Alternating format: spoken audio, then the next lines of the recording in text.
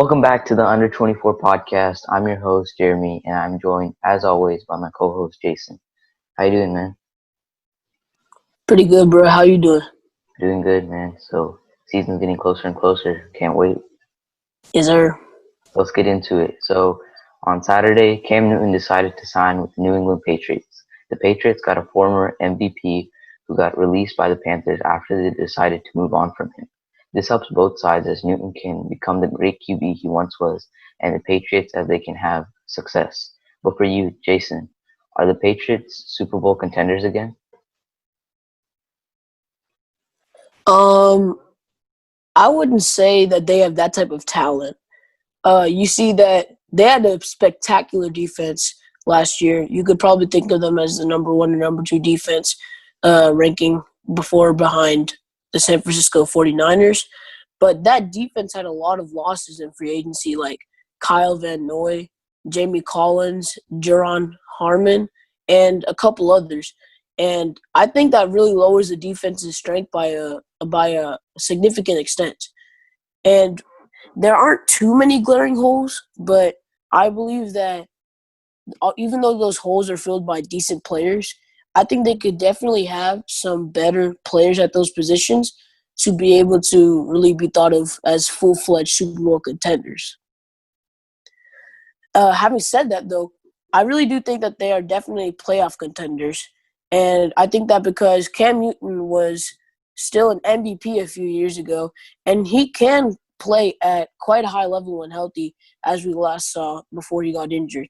And they still have Bill Belichick, arguably the greatest head coach of all time, and Stephon Gilmore, the reigning defensive player of the year. But they both are still there. And they also have a quality receiving core. And I think that because they are playoff contenders and because the nature of the NFL allows anything to happen, I think this team really could see the Super Bowl. But I just don't think they have all the talent they need to have, like, legitimate Super Bowl expectations. Yeah, I think for the Patriots, they're not going to be Super Bowl contenders because like you said, they lost many pieces, and the biggest piece that they lost was Tom Brady. I think he was one of the greatest quarterbacks of all time. I think we can all agree on that. And even in his old age, he was still really reliable, and you could rely on him, and he could take you to the Super Bowl almost every year. And with him now being lost and signing Cam Newton, even though Cam Newton is a good quarterback, he isn't as anywhere near as Tom Brady was. So I don't think they can get to the Super Bowl. And they might just sneak into the playoffs. You never know because Bill Belichick is a great head coach and he can make good things happen. So they could sneak into the playoffs, but they do have to worry about the Bills, who got Stephon Diggs, and that now their team is really good. So you have to watch out for the Bills as well. I think I disagree with you on your Cam Newton take. I think Cam Newton could play when healthy at a higher level than Tom Brady is currently playing, being in his 43 age season. And I'm not saying Tom Brady is a bad quarterback. He's a great quarterback. He's probably a top 10 quarterback in this league right now, top 15, top 10. But Cam Newton, let's not forget, he's only 31 years old. He's 12 years younger than Tom Brady, and he still has his legs. And when you look at his workout videos, he looks like a defensive lineman.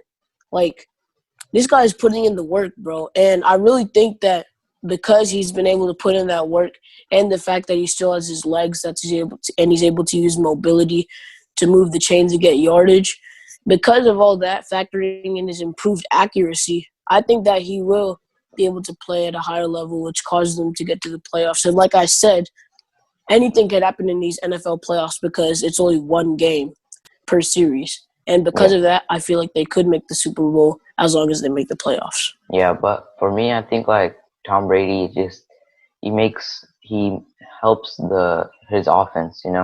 He makes the right decisions, and Cam Newton, he's been to the Super Bowl before, but he hasn't had like as much as experience as Tom Brady has. And I know Bill Belichick can help Cam Newton become a great quarterback. So I think this helps both sides as they can rely on each other and be good and possibly make the playoffs and the Super Bowl. Well, I'm not disputing or debating the fact that Tom Brady is a great quarterback who makes the correct decisions and has that experience. I just think that the level that they're playing right now, even though the chemistry won't be there from day one, I still think that Cam Newton can play at a high enough level to definitely replace Tom Brady. Yeah. So, like you said, Cam Newton is only 31 years old, and for most QBs, that is their prime year. So Cam Newton can prove he belongs on an NFL team. But do you think the Patriots will keep Cam Newton for the next 2 to 4 years? I think so. I think Cam Newton is the perfect transition quarterback from their Tom Brady era to whichever other quarterback era that they eventually draft. I think Cam Newton is definitely a great player to have as a transition quarterback, and I think he's someone who could be the franchise face of the franchise for a while. I mean, like I said, he's only 31 years old, and in 4 years, he'll still only be 35. Aaron Rodgers is 36. Ben Roethlisberger, Big Ben Roethlisberger is 38. Drew Brees 41. Tom Brady 43. You can see that all these players are playing at a high level, even in their late 30s and early 40s. And because of that, I don't see why he can't play into his mid 30s. I mean, he has all the athleticism, the arm, the mobility, the ability to use his legs to move the chains and gain yardage, and he's improved his accuracy, like I said before. I think that'll all factor in him being able to extend his career into his mid and late 30s. But the only thing preventing him from doing that is obviously injury. And I think injury could be a huge factor in how his career turns out. Yeah, I kind of have to disagree with you there. I think they're not looking long term a deal for this for Cam Newton because you just look at his deal. He signed a 1 year deal, so you I think this is a trial for both sides. I think if he does good the first couple weeks and he proves that he was the quarterback that he was when he was the MVP, I think they can consider keeping him. And because he is still at his prime at 31, and he can still become a really good quarterback for the Patriots. But I think if you're looking at the big picture and like the future, you look at Trevor Lawrence, and I think that's the guy that they're targeting. The Patriots are targeting to draft so that they can he when he's young they can just develop him and have him like the Tom Brady he was. So the new era could be like the Trevor Lawrence era. But if he does do good, they might consider keeping him.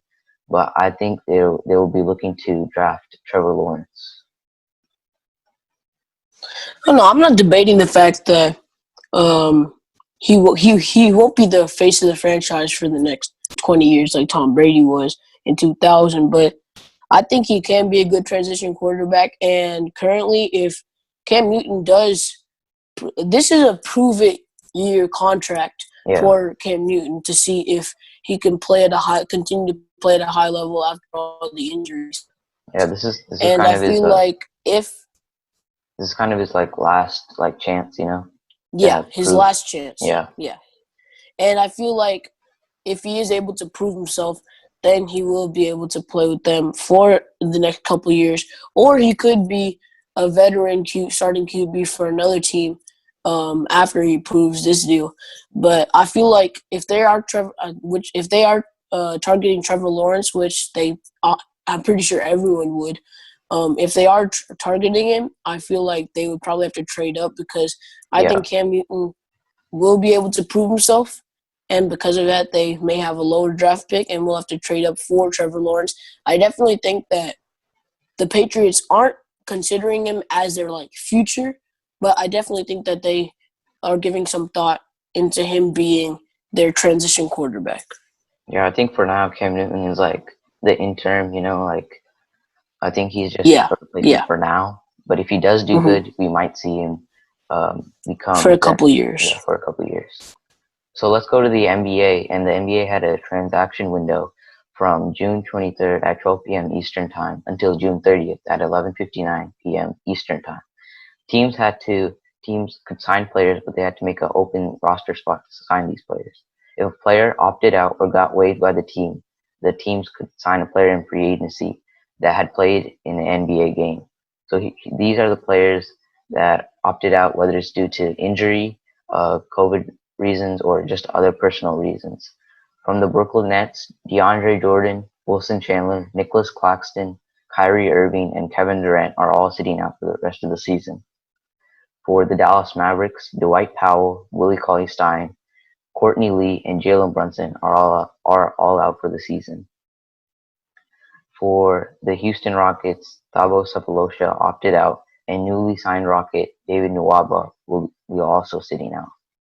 For Indiana, Jeremy Lamb will be out for the season, and Victor Oladipo is still undecided about coming back to play. For the LA Clippers, Lou Williams is still undecided about if he's going to go to Orlando to play as well. And for the LA Lakers, Avery Bradley is sitting out with Dwight Howard still undecided. For the Memphis Grizzlies, Grayson Allen will be sitting out. And for the New Orleans Pelicans, Darius Miller will be out. For the Orlando Magic, Jonathan Isaac and Al-Farouq Amino will be out for the rest of the season. For Philadelphia, Zaire Smith will be out. For Phoenix, Kelly Oubre Jr. will be out. For Portland, Caleb Swanigan, Trevor Ariza, and Ronnie Hood will all be out for the season. And for San Antonio, LaMarcus Aldridge will be out. With Utah, Bojan Bogdanovic will be also out, and Washington will have Davis Bertans and John Wall out. So those are all the players that are sitting out due to injury or COVID reasons or other personal reasons. And these are the players that the team signed to replace those holes. Joakim Noah is going to the Clippers. Corey Brewer signed a deal with the Sacramento Kings. David Nwaba signed a 2-year deal with the Houston Rockets. Anthony Tolliver signed a deal with the Memphis Grizzlies. Tyler Johnson is going to the Brooklyn Nets. Tyler Zeller is going to the San Antonio Spurs. Jaren Grant is going to the Washington Wizards. Jared Harper is going to the New York Knicks. Ryan Broekhoff is going to the 76ers. Trey Burke is going back to Dallas. Theo Pinson is going to the New York Knicks. Justin Patton is signed with the Detroit Pistons. Justin Anderson is going back to the Brooklyn Nets. Jordan Bell has signed with the Cleveland Cavaliers. Jalen Adams has signed with the Portland Trail Blazers. J.R. Smith has signed with the Los Angeles Lakers. And Ba Mute has signed with the Houston Rockets. So for you, Jason, I know that was a lot to understand, but I'll put this. Yeah. But for you, how well do you think these players fill these holes? Well, one replacement player that I love for that team is Luke Mbamute, who is returning, like you said, for another stint in Houston. He played a key role in that Rockets team that was one win away in that Game 7 to going to the 2018 finals. And replacing Thabo Sefolosha, who I think is actually worse than Mbamute, I think that's a really good steal for the Houston Rockets. And one thing that I think gives them an advantage is the fact that Luke Mbamute already knows the offensive and defensive schemes of the Rockets and has great chemistry with James Harden and PJ Tucker. And I think that's an advantage because all the other players, replacement players, are playing with unfamiliar new teams, or most of them are. But one signing I don't like as much is Jalen Adams. I mean, he's replacing Trevor Ariza, and although he was a standout player in the G League, well, he finished as one of the top players for G League MVP.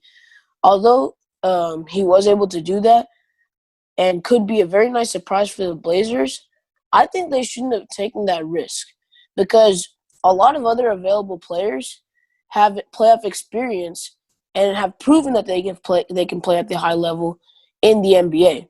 And one player I think of that comes to mind is Gerald Green, who many have recommended to replace Trevor Ariza for the Blazers. And I really think the Blazers should have went for a veteran to replace Trevor Ariza. Yeah, I think those are very valid points that you made there.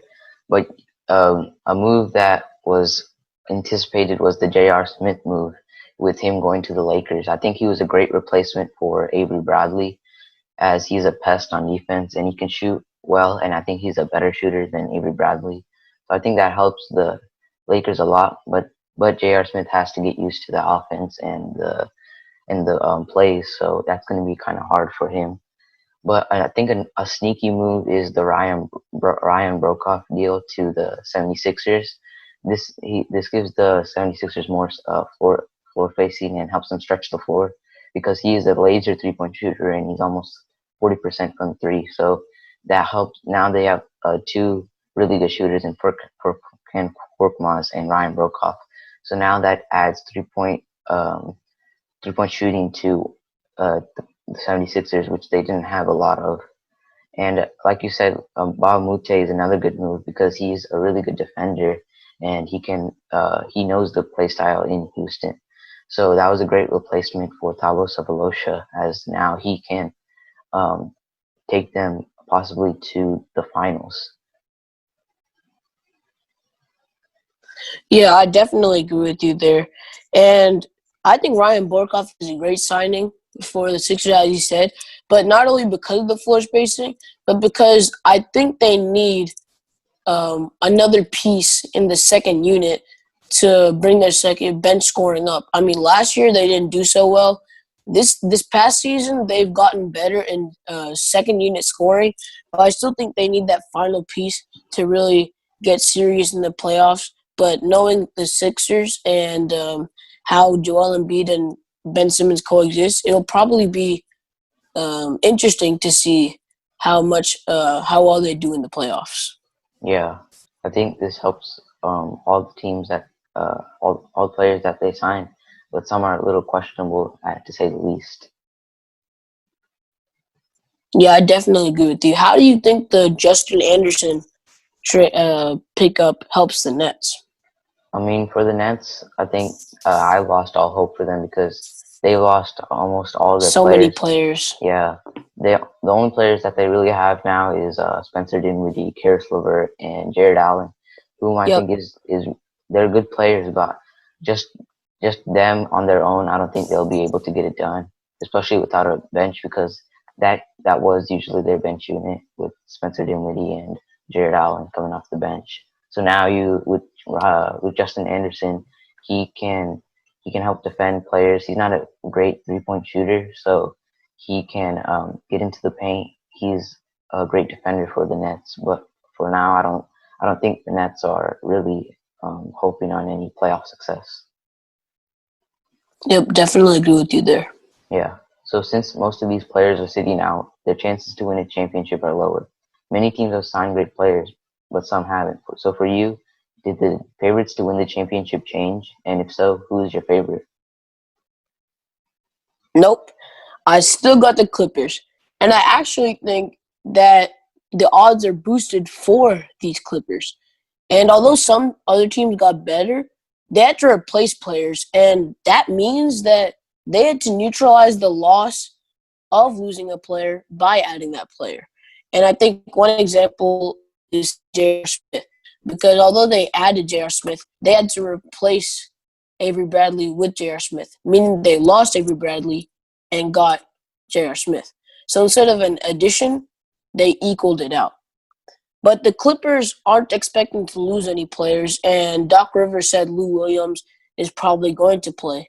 And not only did they not lose any players, they added Joakim Noah, who is even more front court depth. And I think they got even better now. They have so much depth. They have a great starting five. They have a great closing five, and I really think they're still title favorites in the West and in the entire NBA.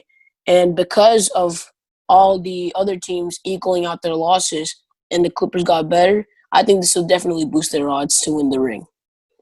Yeah, I completely agree with you. I don't think favorites really changed. I mean, the Lakers are still good and they can win the championship, but with the loss of Avery Bradley, that hurts them a lot because now J.R. Smith has to learn the offense and has to learn all these plays, and he hasn't played in about 2 years, so he has to get used to that, and it's going to take time for the Lakers. But for the Clippers, they no players have opted out yet. But Lou Williams is still undecided.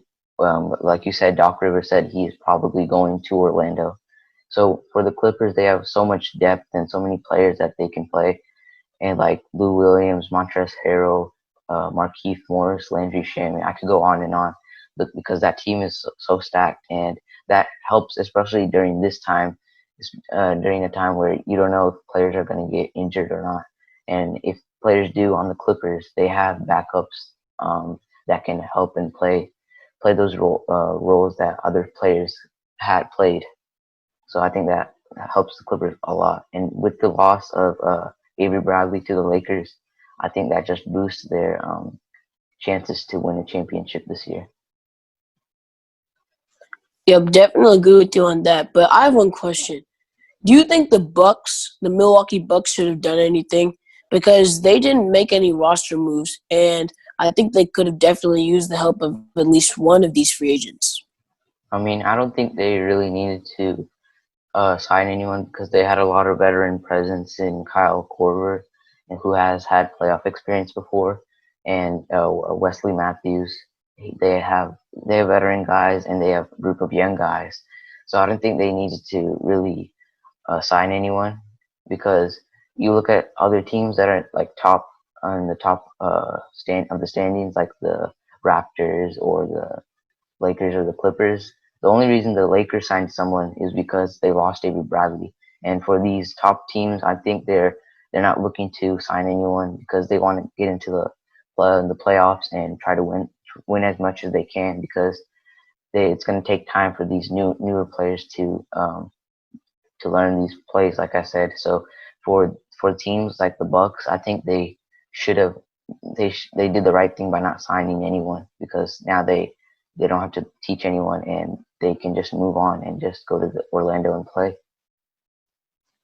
Well, I do understand your point there, but I think I should disagree because when you look at them, Eric Bledsoe has had a history of underperforming in the playoffs, and George Hill is not someone that they're going to look to if they want to have that second playmaker, and I think that's what they need. I think they should have signed a playmaking guard because they need more of that playmaking behind Giannis Antetokounmpo because he's usually the one who gets everything started. He runs the offense, drive and kick. That's basically their offense. Yeah. But I think they could have used a second playmaker that they lost in Malcolm Brogdon in free agency last summer. I think they definitely could have signed that playmaking guard, and without that, I think I think they have at least could have done something, and I think that might be a problem for them. I don't know, but we will see when the season resumes on July 30th. So we will go to the remaining schedule, and as many of you know, the NBA released their schedule for the 22 teams on Friday that are heading toward Orlando. All these teams will play 8 seeding games to determine who makes the playoffs. The NBA has tried to replicate the remaining schedule each team had before the season got suspended. So many teams had harder and easier schedules, but who do you think had the easiest and hardest schedules out of all 22 teams? Well, I have two. I have two teams that had the easiest schedules, and 5 teams that had the hardest. But out of the two, for the easiest, the 76ers and the Pelicans, I think the 76ers have the easiest schedule. They're really playing two top 5 teams and top 5 Eastern Conference teams in the Pacers and the Raptors. But they are playing the Rockets and the Trailblazers, and that's about half of their games. But what's good for them is the rest of the teams that they're playing are battling for that 8th playoff seed. And I think that'll definitely help them. But the Pelicans, they only have 2 tough games that include the Jazz and the Clippers. And the rest of the teams are all 8 seed and lower. So I think that'll definitely help them there. But I think the hardest schedules go to the Raptors, Rockets, Blazers, Suns, and Spurs. The Raptors definitely have the hardest schedule as they play both number 1 seed teams in the Lakers and the Bucks, and they play 4 other top teams in the NBA, like the Heat, the Nuggets, the Sixers, and the Celtics. And I think it's the similar situation with the other teams like the Rockets, Blazers, Suns, and Spurs. Yeah, I completely agree on all of your points. For the easiest schedule, I think the Pelicans had it. I mean, you look at their schedule, I think they only face one hard team in the Clippers, and then they face the Grizzlies, the Magic, the Kings twice, the Spurs, Washington, and then they face Utah. But for Utah, they have lost Bojan Bogdanovic, and we don't know how Donovan Mitchell and Rudy Gobert are going to be when they come back on the court. So for the Pelicans, in my eyes, I only see them having one hard game in the Clippers, and they can possibly make the playoffs. For the 76ers, they have um, they have the Rockets, the Pacers, the Orlando Magic, the Phoenix Suns, the Blazers, the Spurs, the Raptors, and the Wizards. I think that the 76ers are way better than those teams, and they could beat them. And for the hardest schedule, I agreed with you, but I had only two teams that I think had the hardest schedule. You said that you said that the Raptors had a hard schedule, but I would have to disagree because they are the number two seed in the East right now, and I think they can beat most of these teams. I'm not saying they'll beat all of them, but they could beat most of them. But the hardest schedule was the Phoenix Suns, who are at the bottom of this 22 team standings. If you say they just barely sneaked in, and they even on top of that, they lost Kelly Oubre Jr. And on top of that, they have a hard schedule. They face Dallas twice. They face the Pacers, the Rockets, the Clippers, the Grizzlies, the 76ers, and the Wizards. So that's a hard schedule for them. And for Portland, that's also a hard schedule in the Celtics, the Nets, the Mavericks, the Nuggets, the Rockets, the Clippers, the Grizzlies, and the 76ers. So I completely agree with all your points except the Raptors. Well, I do think the Raptors do have one of the toughest schedules. I do see your point on the Suns. That's exactly what I thought too. But I don't think these games will really matter for the Suns. And yeah, I do agree. They do have one of the top two hardest schedules. But even though the Raptors are a really good team, they are are playing. Six of their games are against the top like the top 7 or 8 teams in the NBA, and all those teams have the talent to either beat or barely lose to the Raptors. I think it'll definitely be a situational type of thing, but I do think the Raptors do have one of the toughest schedules. Yeah, so do you think the difficulty of the NBA team schedule will hurt or help these teams? Well, I think that depends on the level of talent each team has and the difficulty of their schedule. But one team that I definitely think this will help is the Pelicans because I think they have probably the easiest schedule in the NBA, and I think they could definitely lock up that 8 seed because of that easy schedule. And one reason I think that is because the other contender for the 8 seed, the Blazers, have one of the toughest schedules in the league. But the Blazers, although they have a tough schedule, they still have a very good team with Hassan Whiteside, Damian Lillard, CJ McCollum, Anthony Simmons, Nasir Little, Yusuf Nurkic, Zach Collins. They have plenty of key pieces that could help them win all these games in this tough schedule. And because of that, I really think that we could see a couple play-in games for the 8th and 9th seed involving Portland and New Orleans. But schedule difficulty for the Sixers, the Raptors, and the Rockets, I think the only way that would help them or hurt them is in terms of home court advantage. That's the only way that the seeding would matter for them, as they've basically locked up a playoff spot. But I don't think it would really matter for the Suns or the Spurs because both of them each have a really low chance of making the playoffs anyway. Yeah, I think that the difficulty for the Blazers that will really hurt them because they lost Trevor Ariza and now they have a hard schedule. And for the Pelicans, they have an easy schedule, and I think they can get to the playoffs because they have veteran presence in JJ Redick and Derek Favors, and they have young pieces in All-Star Brandon Ingram and um, Zion Williamson. So I think that team can get to the playoffs. But for the Blazers, I don't think they can. I think for them, they are a good team, but they're nowhere near where they were last year when they had Yusuf Nurkic and Zach Collins and Rodney Hood. And so for them, I think that they possibly can get into a play-in tournament, but they won't get into the playoffs. But another team is the Washington Wizards. I mean, I know their schedule is hard as they face the Bucks and the Celtics, but for them, the Nets, you look at the Nets, who are the seventh seed right now, they lost almost all their key players, and I don't think the Nets can hold on to that seventh spot, and they might have to go into a play-in tournament with the Wizards, which the Wizards might win. So I think that for those teams that are from the outside looking in, those teams can get into the playoffs possibly. But I have a question for you. Do you think which team or which player do you think will thrive with no fans? Could you say that again? I didn't hear. Which player or team do you think will thrive with no fans? With no fans, I think it'll be Joel Embiid because look, he does do really good with with his home court, but his on the road he does really bad.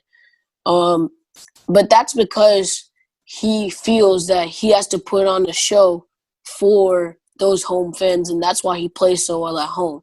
But now that there are no fans, he won't feel any pressure or differences between home games or road games because they're all played in the same area with no fans. So I think it'll be for him. It'll now transition from put on a show for home, care less on the road. From I think it'll transition from that to just try to win as much as you can. I think that'll definitely help him when he's trying to compete for a championship along with the 76ers. Yeah, I don't think that Joel Embiid is a guy because I think he kind of feeds off the crowd. Because even if it's a home game or an away game, he likes to hype the crowd up and likes to make them angry, I guess. But for me, I think a player is Kawhi Leonard. You look at him; he's a quiet guy. He doesn't really care about what the fans have to say. And for the Clippers, that helps them because even with no fans, Kawhi Leonard is one of the greatest, one of the top five players in the league, and now that just helps them even more because Kawhi Leonard doesn't have to feed off of any of the crowd. He just Kawhi. I have to disagree with you there because, like you said, Kawhi Leonard doesn't care what the crowd says. And that's one of the reasons why I don't think it'll make such a big difference. But Joel Embiid, I think he gets distracted when the crowd is against him. He does feed off of the energy, but I feel like now that there are no fans, he won't have to worry about putting on a show, like I said, or like relaxing on a game. It'll just be we have to try to win this championship. I think it'll be a big boost for him. But Kawhi Leonard, I don't really agree with because he tunes out anyway. So I think it'll be the same level of focus for him and the Clippers. I think for most of these teams, it's going to be kind of hard without the crowd. But the Clippers, I think they will be able to cancel all this or play as well as they did before because their superstar player doesn't have to feed off of the fans. Okay, now going back to your Portland Trailblazers and New Orleans Pelicans take, I know we said this a while ago, but I think the Portland Trailblazers, if they get into that play-in, will win against the Pelicans because I think they are a better team. I think one difference I think the one reason that they wouldn't make the playoffs after doing that play-in is if Zion just takes over like people have been saying he might, because a lot of people have been Yeah, saying he's going to look totally different. And I think that might be the X factor how well Zion plays if the Blazers make the playoffs or not. yeah. I think that's a really good point that you made there. But we're going to move on from this topic and we're going to go to our series that we started. We have started a series talking about the 8 teams that did not make the 22-team format. and we have talked about the Charlotte Hornets, the Chicago Bulls, and the New York Knicks. This week we'll talk about the Detroit Pistons. They traded fan favorite Andre Drummond, and they have officially started a rebuild and are looking towards the future. They have a lot of young pieces, but have more older and expensive players like Blake Griffin. So, what do you think the team should try to do with Blake Griffin in his contract? Well, I think they should trade him to a playoff contender, and that's a status that they're clearly downgrading for him. And obviously, like you said, they are rebuilding, and it's completely clear. They let go of Reggie Jackson, their starting point guard. They let go of They traded Andre Drummond for toilet paper, and are shopping Derrick Rose. So it's obvious that they are going into full rebuild mode. And I think that they should trade him for picks and a young player. I think you could look at places like the Warriors, who just need that one last piece to contend and have the assets that they need. Other teams that are in a similar situation like them, I think they could definitely trade for him to elevate their status as playoff contenders. I think for Blake Griffin, he's still young. He's 31 years old, and this is probably his last 3 or 4 years before he goes into that uh, he goes into like a bad player or a player that's uh, regressing. So, but you got to look at him last year when he was healthy before he got injured this year. He was an all-star, and he proved that he was a good player after he got traded from the Clippers to the Pistons. But like you said, they have started a rebuild with Drummond being traded and cutting players like Reggie Jackson and Markieff Morris. So I think now is the best time to trade Blake Griffin while he is still a good player and can can have some value now, because if you trade him in 2 years, you might not get anything for him, or you might not even be able to trade him. So a team that comes to mind that has cap space for him because he is making about 40 million per year, I think, is the Charlotte Hornets. They're still a young team, and they need a big man who has veteran presence that's been in the playoffs before. And I think that's Blake Griffin, because he can play that four or that small forward position, and he can take over for the team, and that the Charlotte Hornets can be in the playoffs again.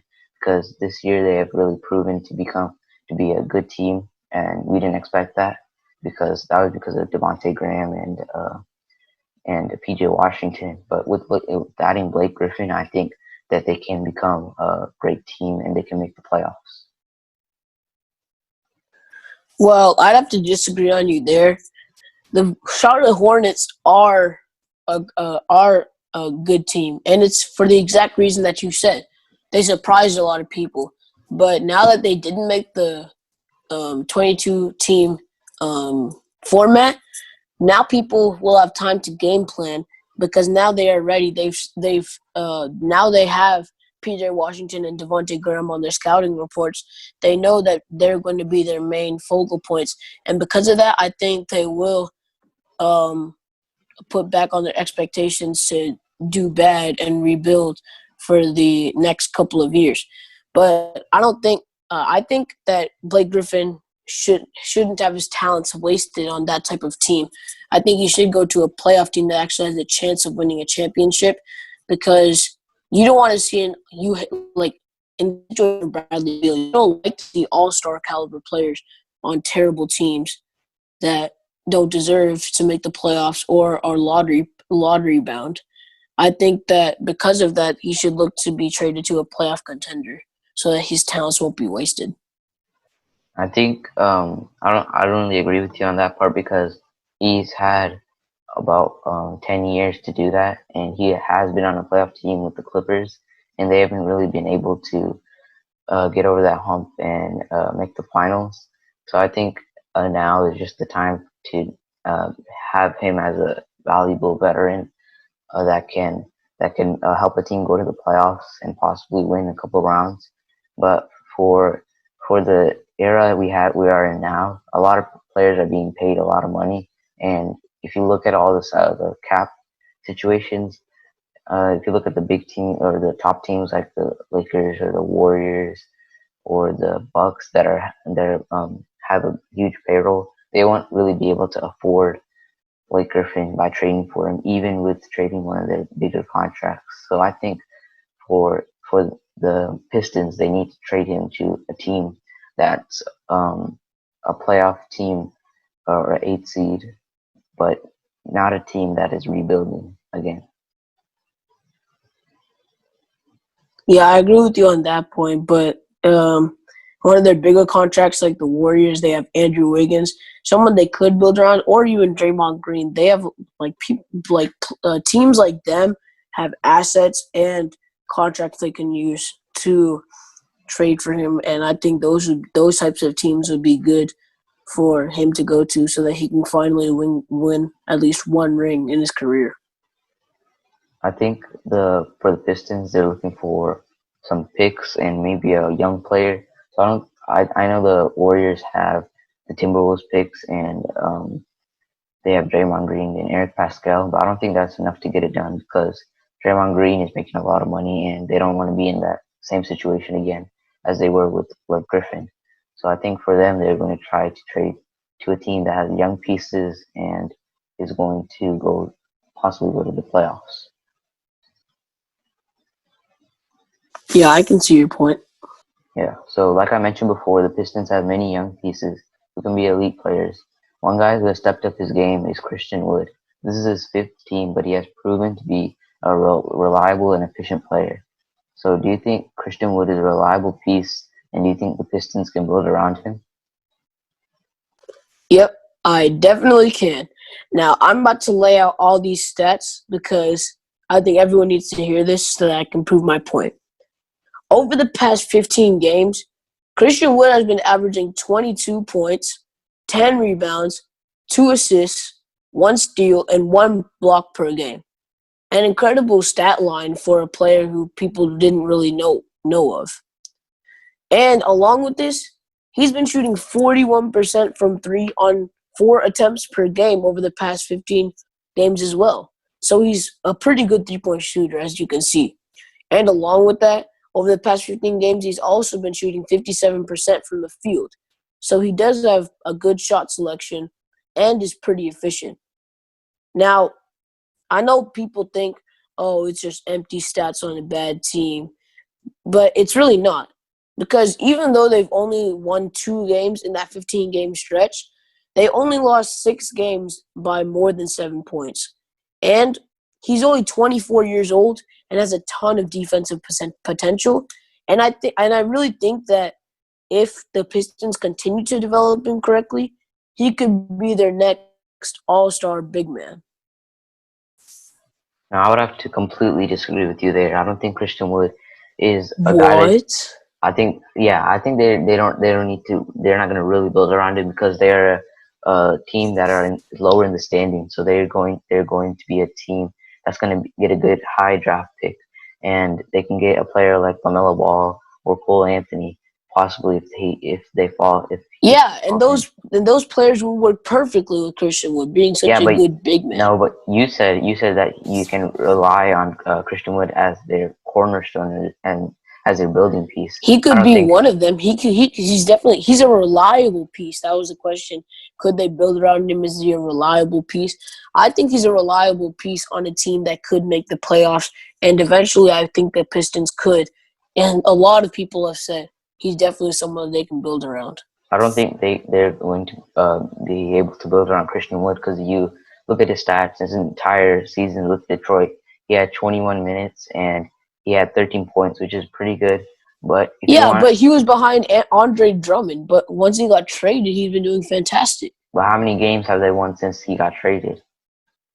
They've Two, won two. They've won two. 2 games, but they're a rebuilding team, right? Yeah, they are a rebuilding team, but for Christian Wood, I think he's if you want him to What about become What about Bradley Beal? He's been averaging 30 points a game. It's not like they're a championship team. You know what I'm saying? Bradley Beal, no, with Bradley Beal though, he is a superstar player, and I think he deserves to be an All Star. With Christian Wood, he's still young, and he's not like an All Star yet.